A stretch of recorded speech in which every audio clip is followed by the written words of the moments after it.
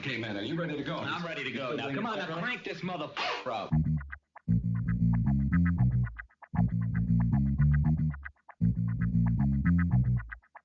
Break it down like this.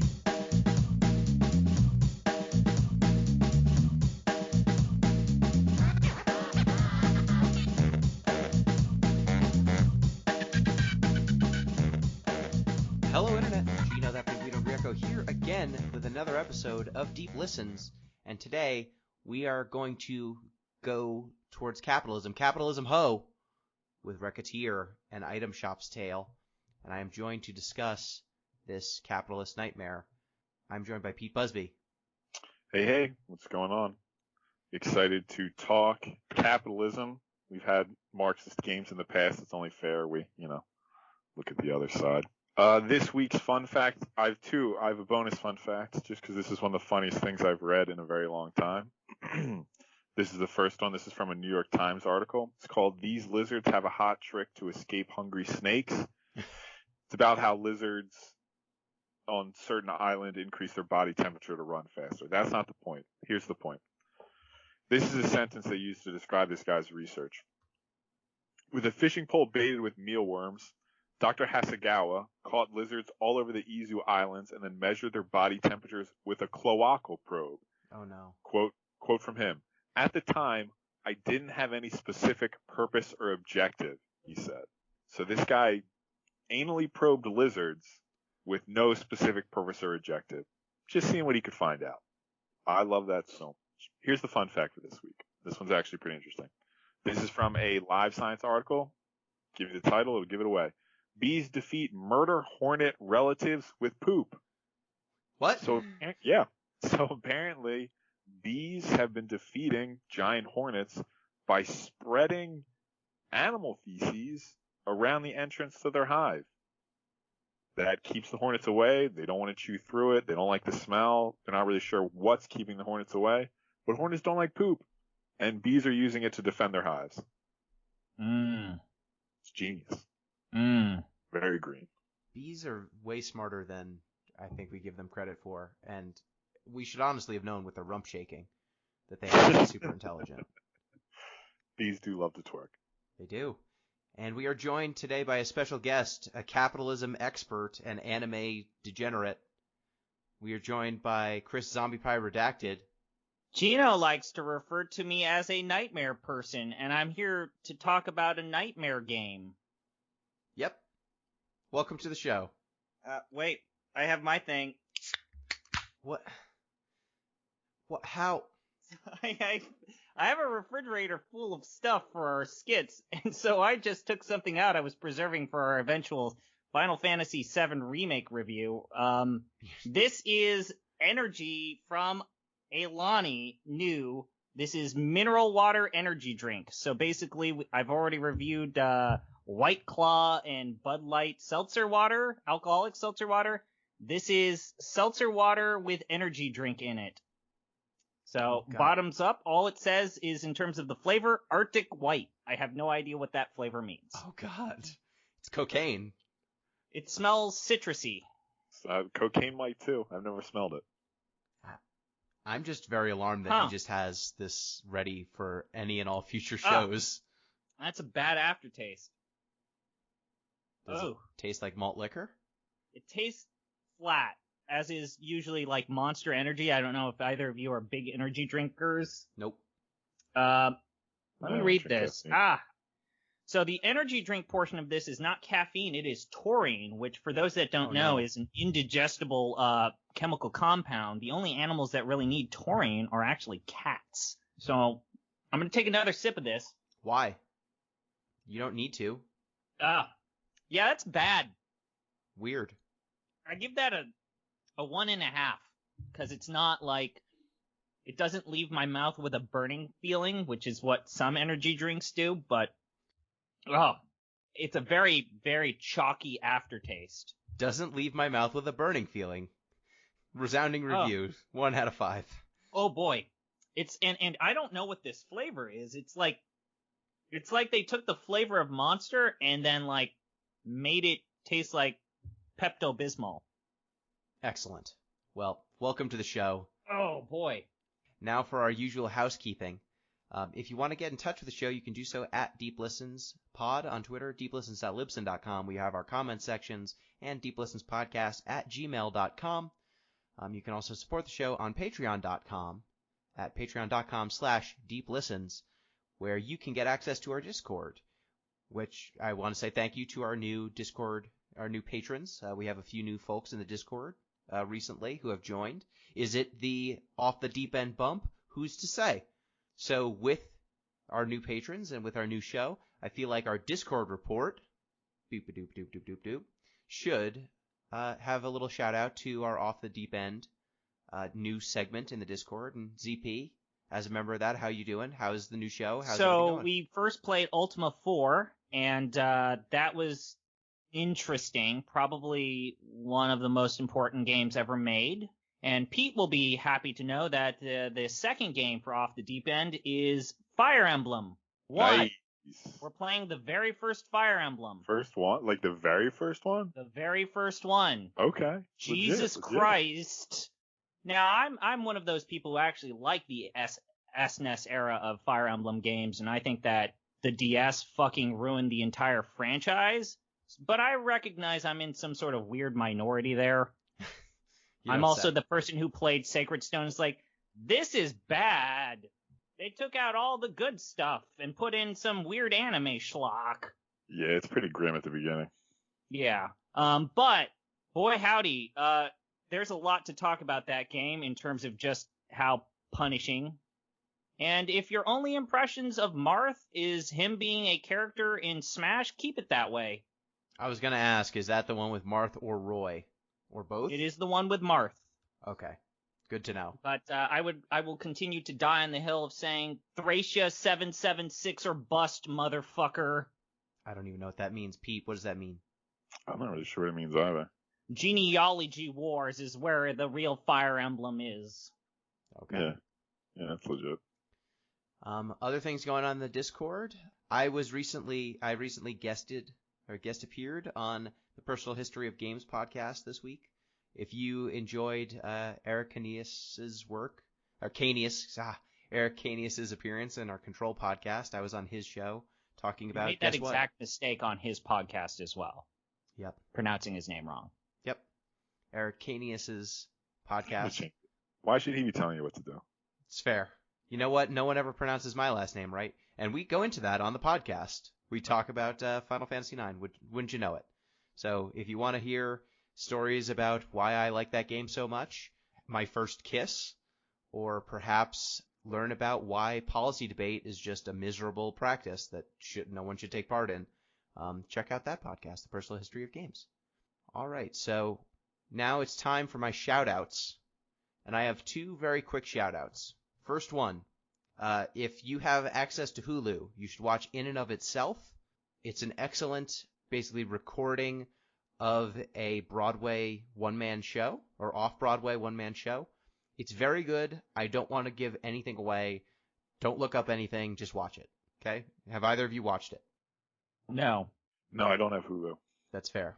Well, find out a password from one of your friends who has Hulu, and then log in, and then watch that show. It's very good. Are you suggesting I steal it, Gino? No? What? No. I'm saying you should go halvesies on a password with a friend, and then it's totally legit. That's a thing you can do. Don't ask me.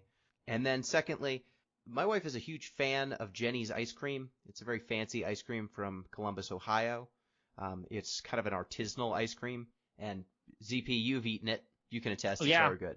Yeah, it's good. I think I had a caramel praline type of ice cream over there.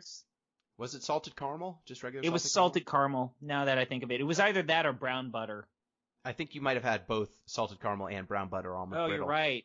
Yeah, you're right. Okay, yeah, I had two different ones. Those are both solid picks. Yes. So, in honor of Joe Biden winning the presidency, Jenny's came up with a new flavor for Joe Biden, and it's just the best.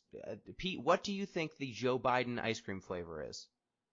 Oh gosh, like musty hard candy and circus peanuts. Is that close? Not close. You're close. So his ice cream flavor is vanilla Yes, of course. with chocolate covered waffle cone bits. And the origin of this ice cream flavor was during a campaign hit in Ohio. He went into a Jenny's to do a photo op and everything. And he ordered from the Jenny's people. He wanted just vanilla ice cream with chocolate chips. That's all he wanted. God, he is so boring. And they were like, we don't do that here. We're the people that make the absinthe ice cream and the cayenne chili pepper ice cream. And he was like, oh, that's a bummer. He did eat their ice cream and then quite enjoyed it. Yes, it's very good. Their vanilla is very good. So I think he just... Joe Biden in a nutshell. It's fine. He's fine. It's vanilla ice cream. It'll be okay. You're not going to be excited about it, but it'll be fine. Yep. It was amazing. As soon as we got it, I was like, what? This is perfect. This is Joe. If Joe Biden was an ice cream, what would he be? Vanilla with a little bit of waffle cone in it. Maybe some chocolate chips.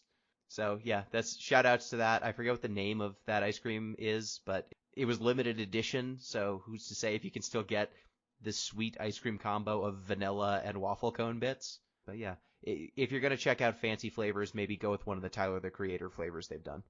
They have one that's a mint, one that he co-authored, and one that's like an orange sherbet and blueberry sort of deal, or blue raspberry combo. It's really nice.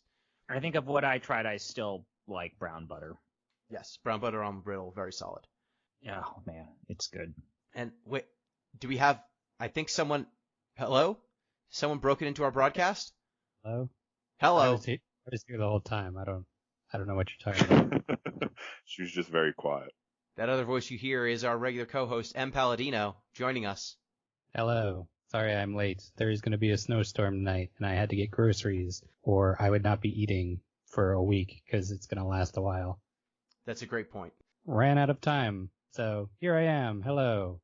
Welcome to the show. We pulled in ZP, anime expert. ZP knows a lot about this game. Yes. So we've already done the Discord report. We've already done our bookkeeping. So now I believe it's time to talk about Recettear. Is that how you pronounce that? Recettear. I've heard it pronounced both ways, and given that this is a weird doujinshi product, let's say that this is up for dispute. I'm going to say Recettear because there is a game called Recettear, which is a different game. And it wrecked my career. What? That's a reference. Yes, that's true. Oh, it took a while for Iron Galaxy to live down Recettear, but that's fine. So ZP, you know the most about Recettear. Sure. What is Recettear? Recettear is a weird hybrid of a JRPG kind of like mystery dungeon game meets a shop simulation game. You are a young little girl, Recettear Lemongrass, the daughter of a shopkeeper, who during the opening points of the story, your father basically disappears. He's an adventurer as well as a shop owner. And you discover later, in true anime fashion, that you have inherited your father's debt to Termi Finance. Yep, Termi Finance, who is going to force you to pay a ridiculous amount of, like an almost Tom Nook-esque amount of money in order to pay off your father's debt. And you are forced by her representative, Tyr, to rebuild your home into an item shop to repay that debt. Yeah, so your father is an adventurer. He goes out to adventure one day. He takes on a bunch of debt to buy good equipment, and then he gets killed? I feel like you missed a key point in the plot there. Dad's dead. Dad's dead. Dead. Oh, shit. Well, I never met him. Dad's dead, and so the Debt Corp has come to collect on your father's debt because you're still alive. I don't think that's the way debt works. Yeah, well, they give you an ultimatum. You can either earn the money that your dad owes, or they can repossess your house and make you homeless. Okay. Yeah, that is the way debt works. That is 100% the way. In-game, each day is structured into fixed periods or fixed loans. So at the start of the game, it's a smallish amount, and then progressively as you go throughout the game, the amount that you need to pay back is more and more and more. Just like Capitalism. So you basically start the game with an empty item shop, almost no budget. You have a little bit of seed money. And there are a few different ways that you can fill your shop with goods.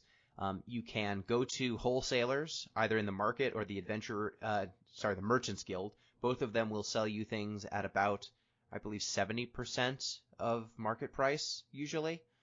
So there is profit to be made simply by selling at 100% market price. You can go adventuring by contracting a local adventurer, in which case you go to a dungeon. You are controlling the adventurer. You can, fight monsters, open up treasure chests, collect items. There are traps and such. And as you go up, every 5 levels of these dungeons, you can then opt to go back home and take with you whatever items you found. So you pay a small fee to the adventurer for hiring them, but then you get to keep all of the items.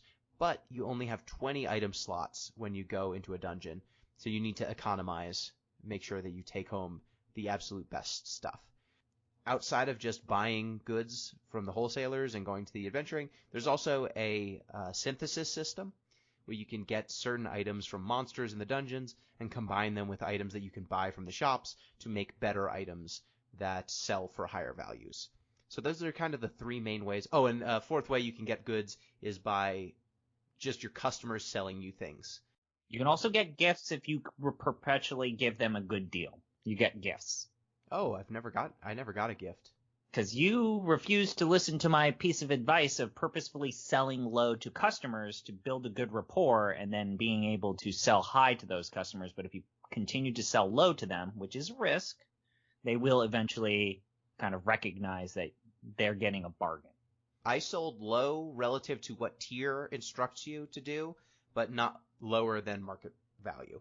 So this game, when it tutorializes the buying and selling, I feel like they give you bad advice. Oh, yeah, absolutely. Tier instructs Reset that you should sell at 30% over, market price. So 130% value. And she says most people will recognize that this is a fair price, but they may want to haggle with you. If you do that, you do get a decent profit, but people do not like it when you sell at that price, and they are less likely to buy things. And the game's experience system does not necessarily reward you for maximizing every, dollar or cent in a sale. They reward you for selling. Pete, did you have any issues with this system or any trouble kind of figuring out how best to sell? Yeah, I mean, look, I'll be honest, I didn't figure it out myself. There are lots and lots of guides to this game with lots and lots of math online. But the annoying part is there's no real strategy to optimizing your revenue. It's just sell at 104%. Sell to everybody 104%, and that's going to give you the most. Which I guess fits with sort of capitalism's need to squeeze out every last bit of profit in everything they do. But from a gameplay perspective, it sort of, takes the drama out of things. Yeah, if you try to wring every last cent out of every transaction, the game will actually punish you more than if you just take a modest profit every time. And what was your buying and selling strategy? Is that the magic number, 104? 104 will work for everyone. There are some characters who are willing to go higher. It's the lazy person's maximization is 104. Gotcha. Yeah, I played 2 rounds, basically. I was upcharging really hard on the first go-round, which actually got me basically nothing in the long run because I was charging like 136 or so to everybody, and no one really liked that. And there is a merchant level system that in order to maximize your merchant level pretty quickly, you need to have combos.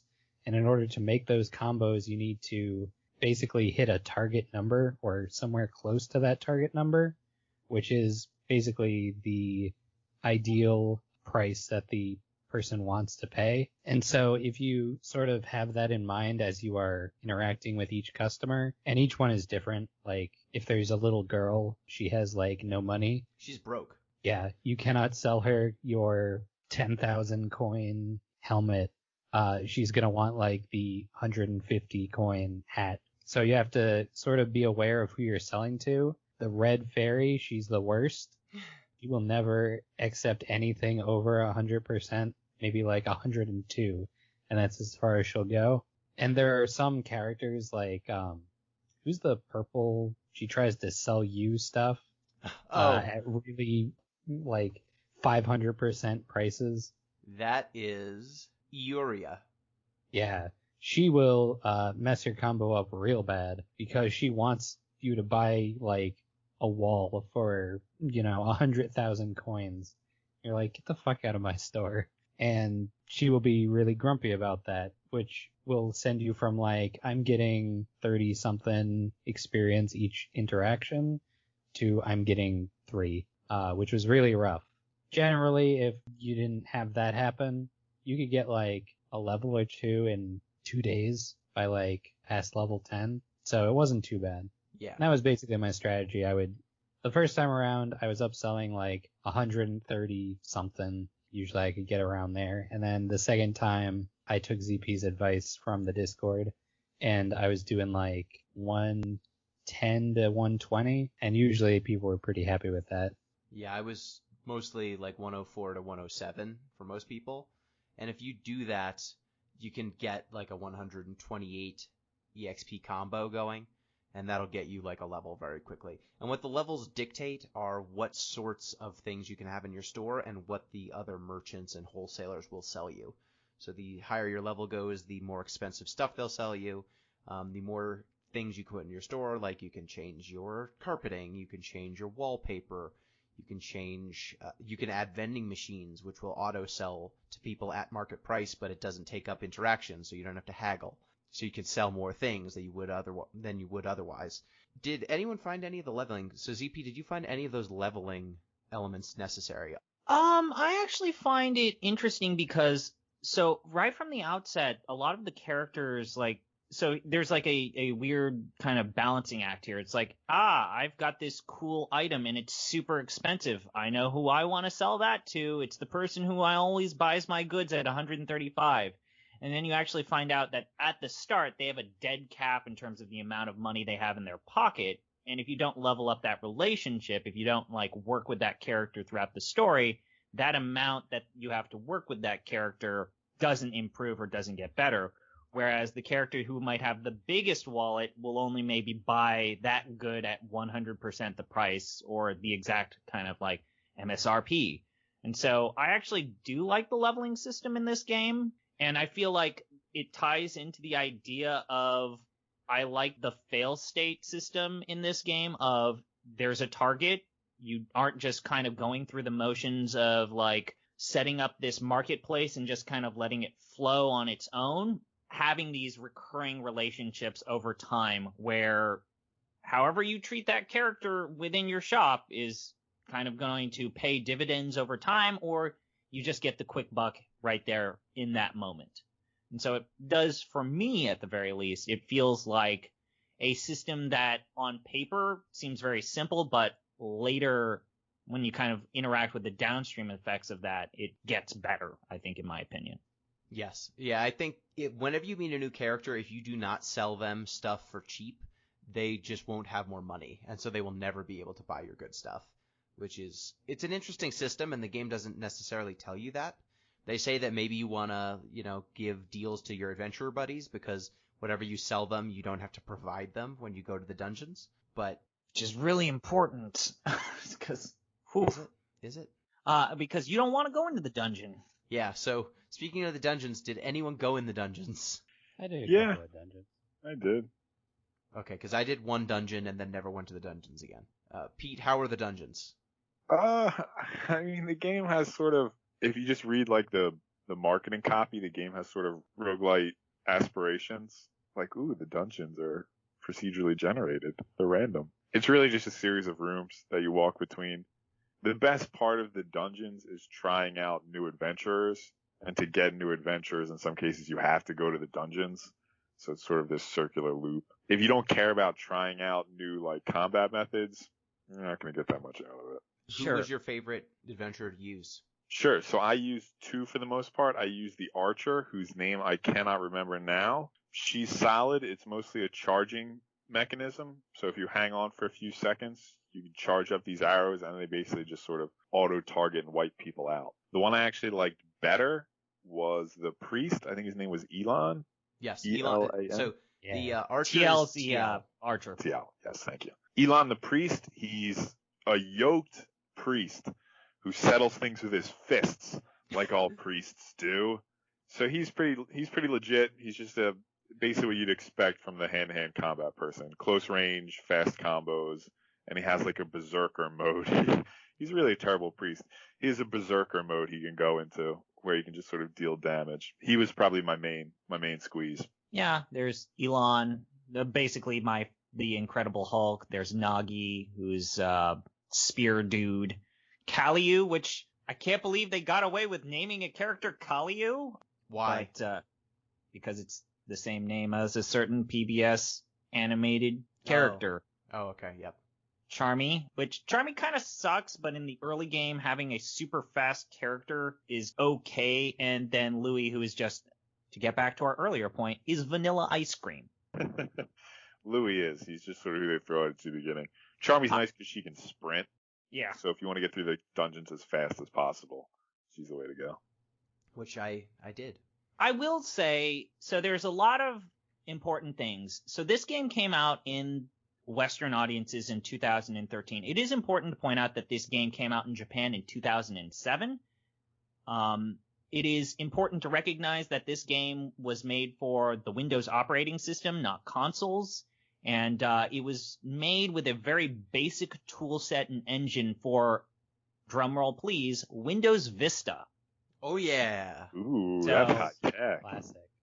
Yeah, so that is why when you turn this game on, you get that settings screen that looks like nothing that you've ever seen before in a modern PC game, where you have to set the sliders and all that weird shit. But yes, it is what we would call a doujinshi product, or a doujin project, which is homebrew, independent, just maybe a team of 1 to 4 people who made this game on their free time, their passion project, and then backstory is that it was released in Japan in Comiket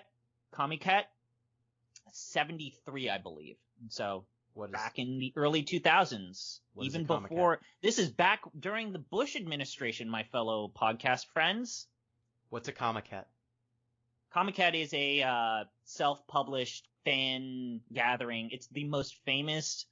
Oh boy. So Comiket is a manga, video game, and artist exhibition, what we would kind of connect with in terms of like Comic-Con, except Comiket is all about self-published works. So fan fiction, self-published titles, your homebrew video game, this is the convention for you to sell it and try and reach out to people and kind of move and shaken. So this was announced at a convention. This was not like a loose disc that came in a magazine or something.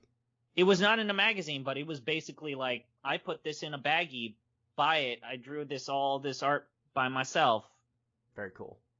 But yeah, that's pretty much it. I will say in terms of like the mechanics, I do appreciate, as someone who plays a lot of simulation games, I like how, for example, it deals with the problem that I have with like, and I love Roller Coaster Tycoon and I love a lot of simulation games, but it deals with the problem of once you figure out the algorithm of the game and you just figure out what's the maximum best price, you just go with that for the entire game. And sure, you all have talked about how there's an efficient price, but there is a mechanic based in this game where you don't just charge 130%. You don't just charge the maximum price for every item.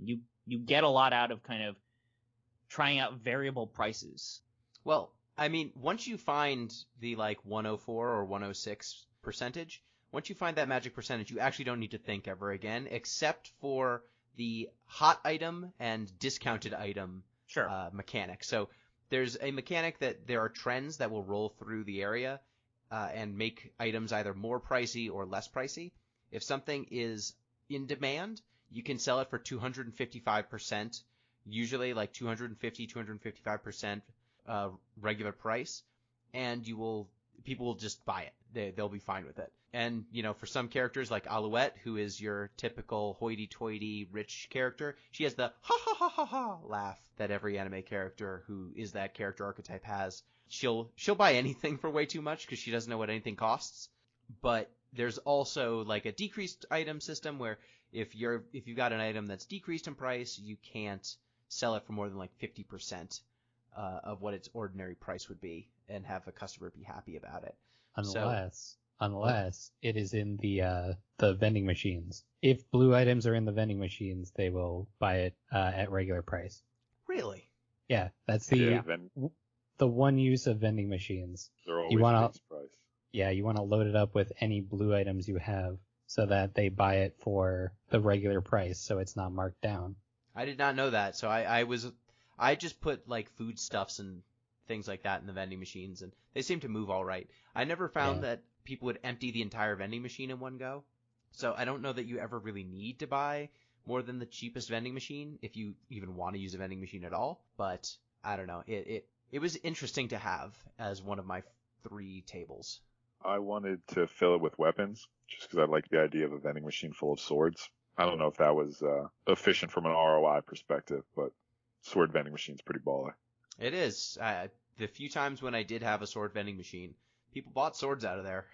I just found that the swords tended to be higher percentage. You don't need a conceal and carry permit for that. It's a sword. Good luck concealing it.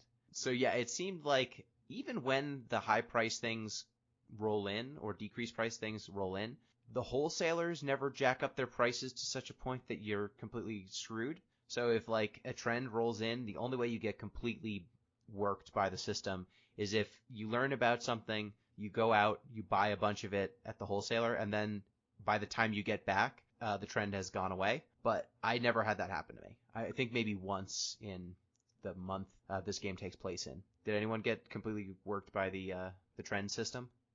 Not that No. I remember. No, if I failed a target, it was never because of that system. It was usually because I didn't have enough to sell versus just I overinvested myself one way or the other way. Yeah, I found that just using raw capitalism, if you go to the wholesalers, buy like 2 of everything that you can afford, and then just go back and stay in the shop for like 2-3 days just selling all that stuff, you usually make a pretty hefty profit just by doing that. And That's what we call the gray market, Gino. Yeah. Anytime things were like on discount, I would go and buy that shit up and just wait a couple days and then sell it for full price or higher. Yeah. At a certain point, I got to like, I had, I think 6 of the smallest cost item, and then I would get like 2 or 3 of each one after that.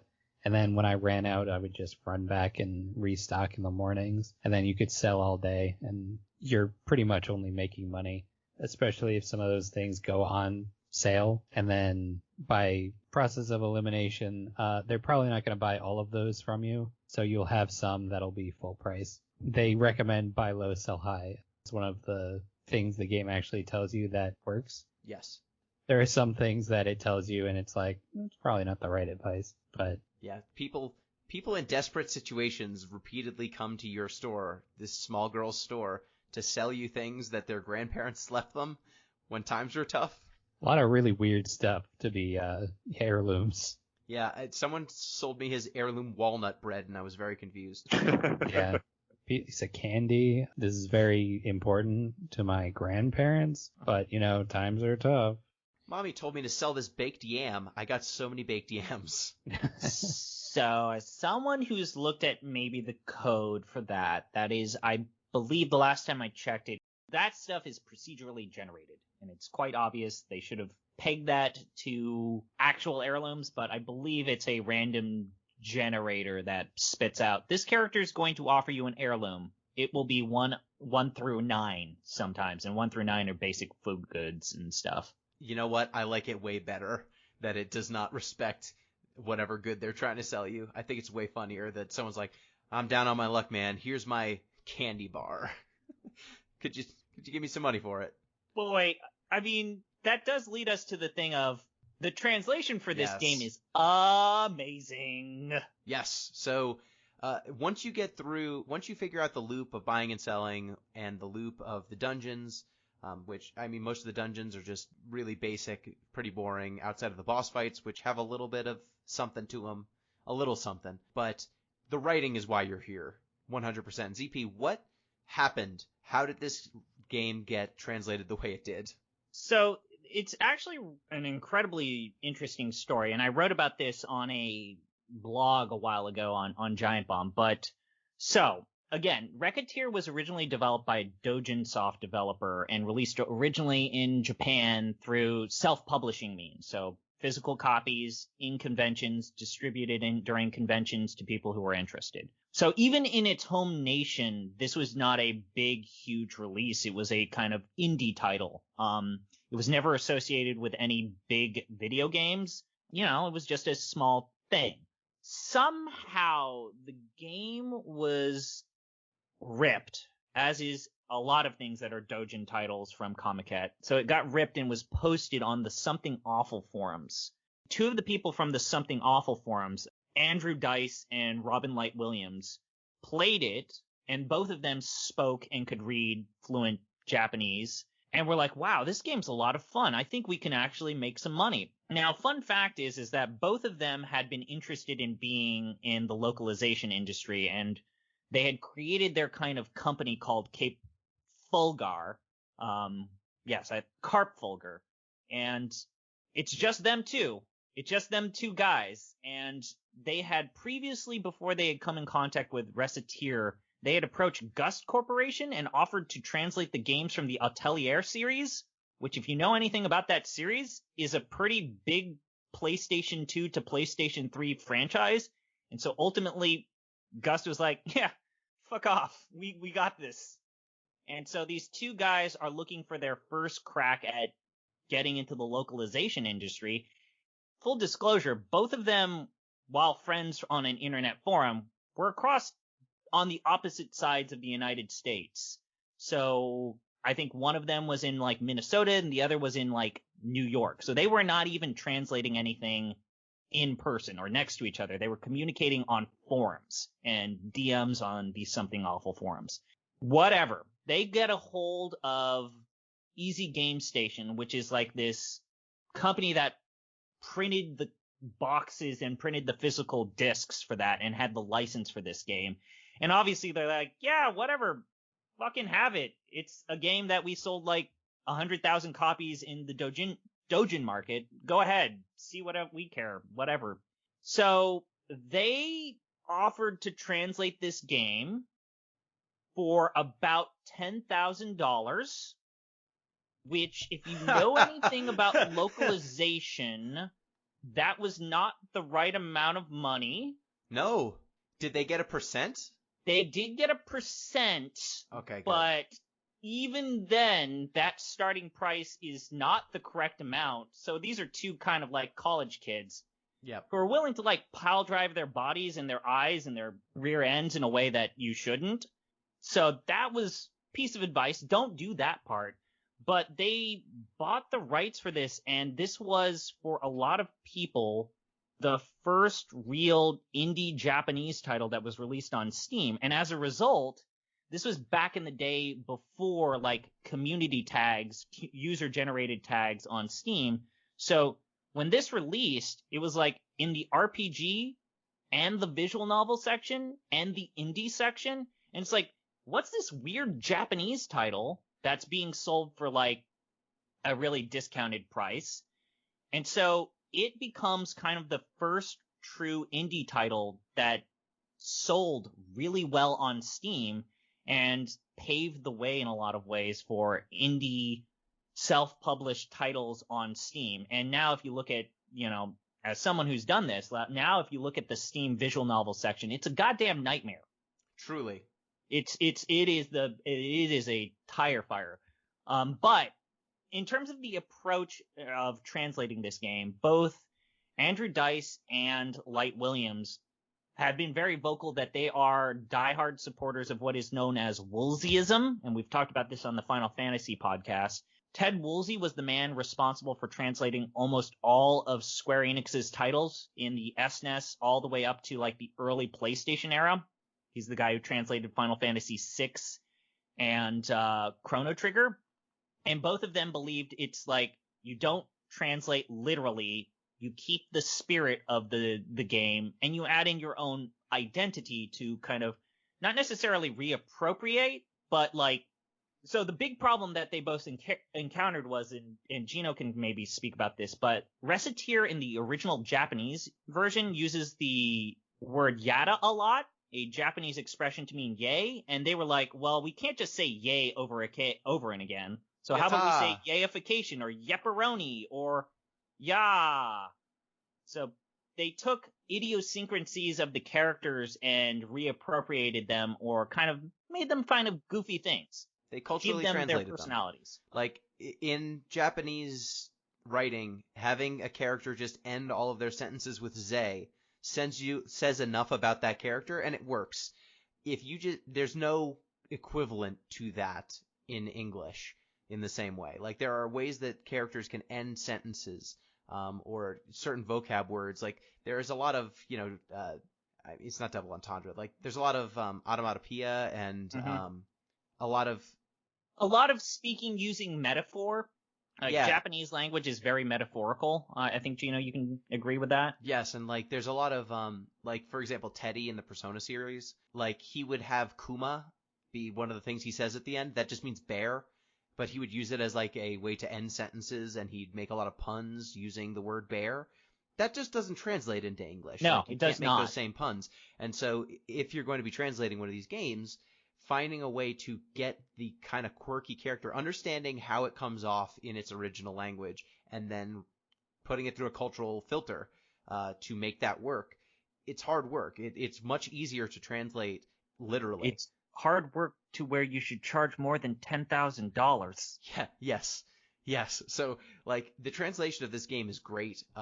A lot of the things that the characters say when they come in to buy stuff is great. Like we said, like the people who come in and say, look, this was the last thing my grandfather left me, a bar of chocolate.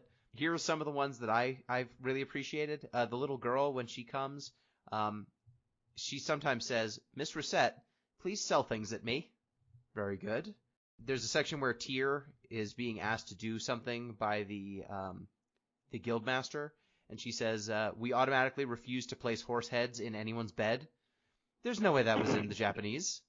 I did see that Godfather reference. That was good. And there's just a section where Louis is making bad monetary choices. And Recette just goes, Louis, you remind me of Papa, which is really good.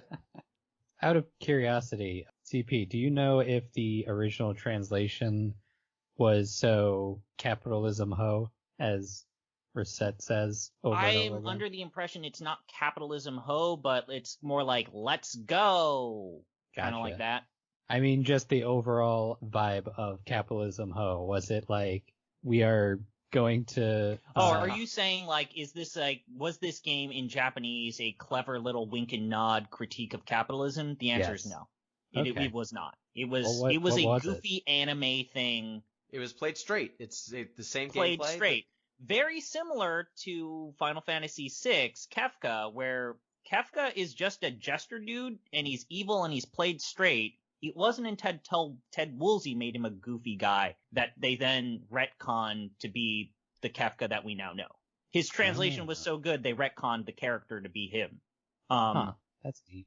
Yeah. This game also broke a lot of rules when it came out. So when it first came out, the piracy rate for these games was anywhere between 95 to 98. And so they were like, okay, I think we're going to sell like 10,000 copies. And they ended up selling 10 times that amount.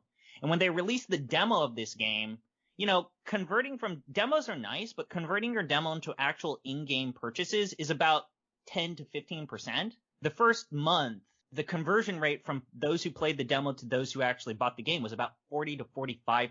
So they broke literally all of the rules by releasing this game. They hit the iron when it was hot. Like, the only time you got these weird indie Japanese games were on the PlayStation. You didn't play them on the PC.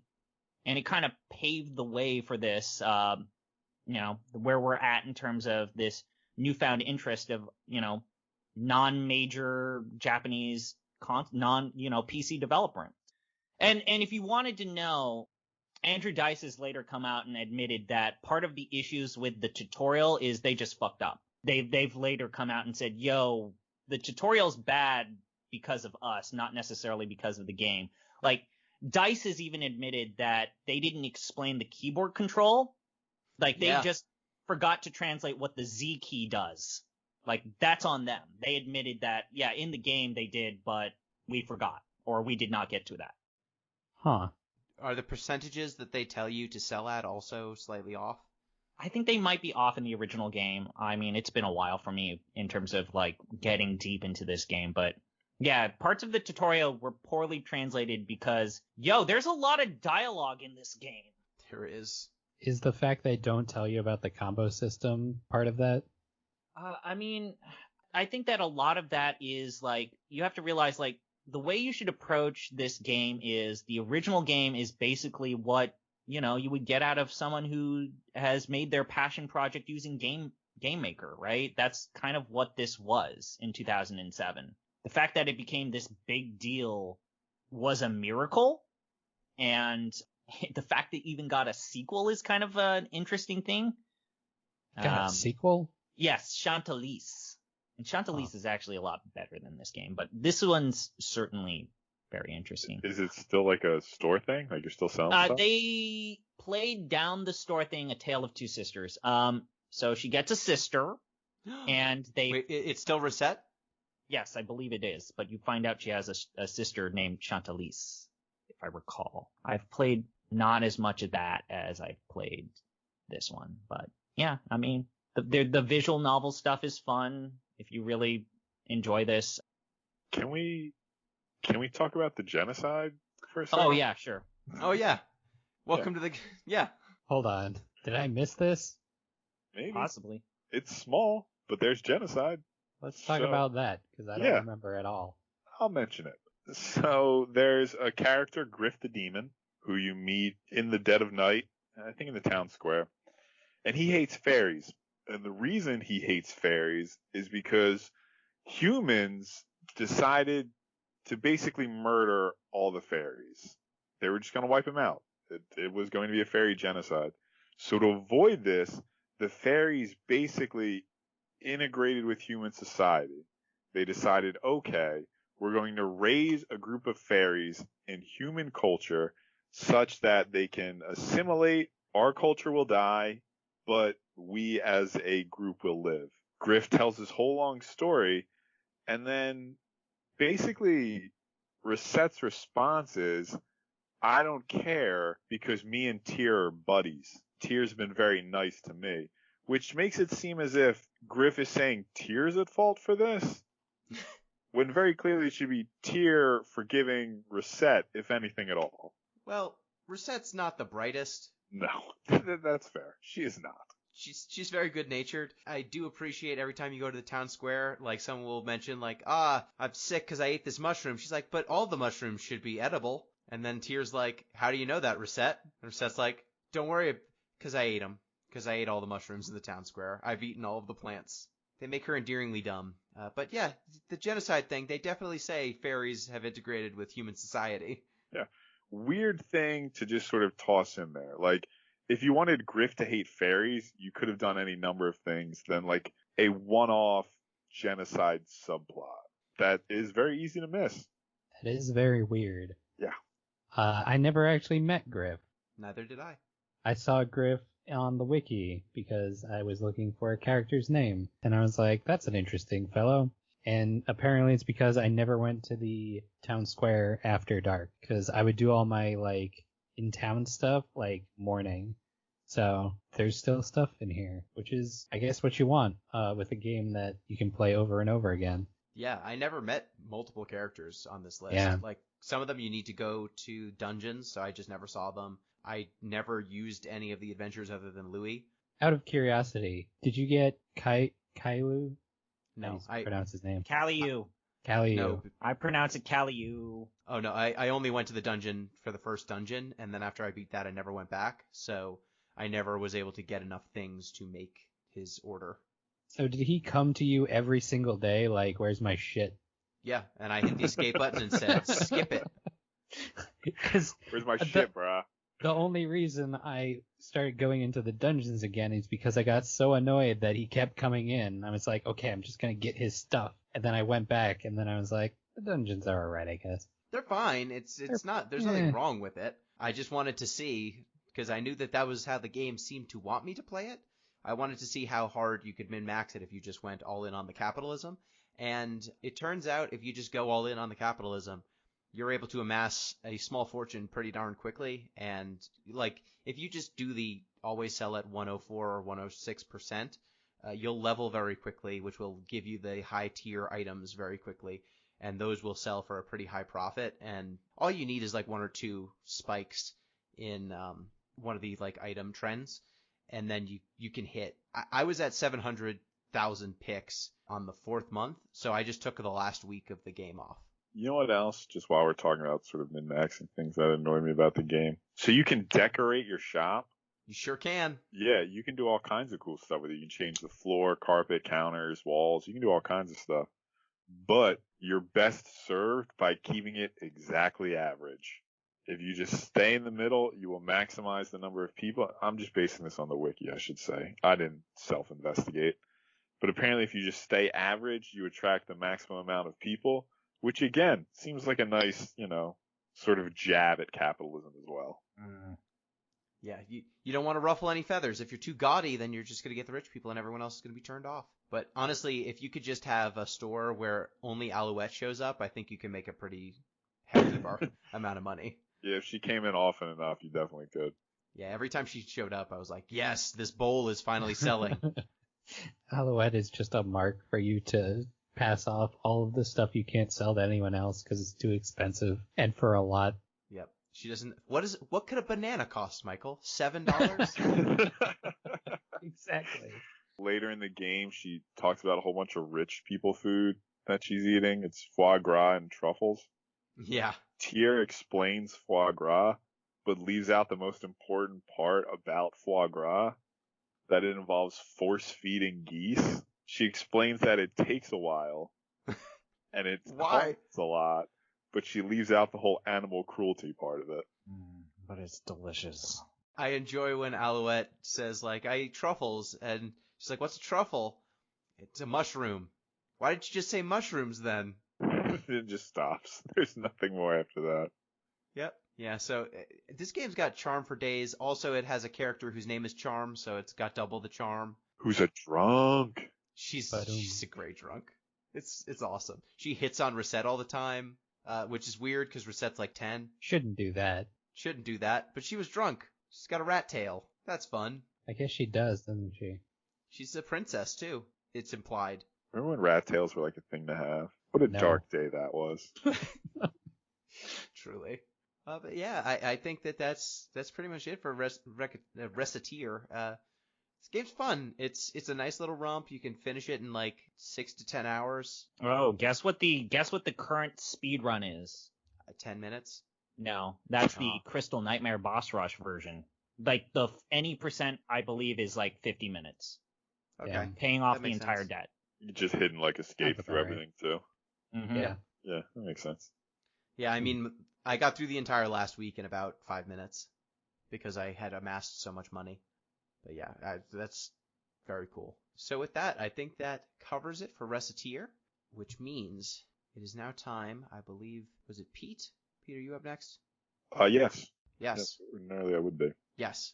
Yeah, because we just did Dragon Age Origins, which was M's pick, which means, Pete, you get to pick, and I think we talked about what game you wanted to play. What is it? Yeah, so I came across the description of this game, and any time I can find a game that's described as supremely weird, I'm pretty much going to go for it. And this got some buzz for some awards. It's a recent game. It's gotten a lot of love, so I'm going to pick Tales from Off-Peak City Volume 1. Ooh. Yeah. Huh. So this is a sort of narrative-ish, adventure-ish sort of game, and apparently it's chaos. The adjective I've seen is Kafka-esque. Yes. Calls me in instantly. Unrelated, but I bought a copy of Walden the game. I'm punching in, and I'll tell you all how it is for me. Plug for Kafka, too. Read The Castle. You never finished it, but it's very funny. Okay. What is the name of this game we're playing? Tales from Off-Peak City, Volume 1. Currently, it's the only volume, so who knows if there'll be more. So yeah, next up we are playing Tales from Off-Peak City, Volume 1. Thank you, ZP. I learned the importance of diversity and tolerance through Gullah Gullah Island. Gullah Gullah Island. They lived in those boxes. Thank you, Pete. Yep. I just wish real capitalism had this much charm. And thank you, M. Capitalism ho. Yes. And thank you, listeners. Reminder, you can get in touch with the show at DeepListensPod on Twitter, deeplistens.libsyn.com. We have our comment sections, and deeplistenspodcast@gmail.com. You can email in, and you can also support the show on patreon.com/deeplistens. Be a real cool person. Support the show if you can. Till next time, peace.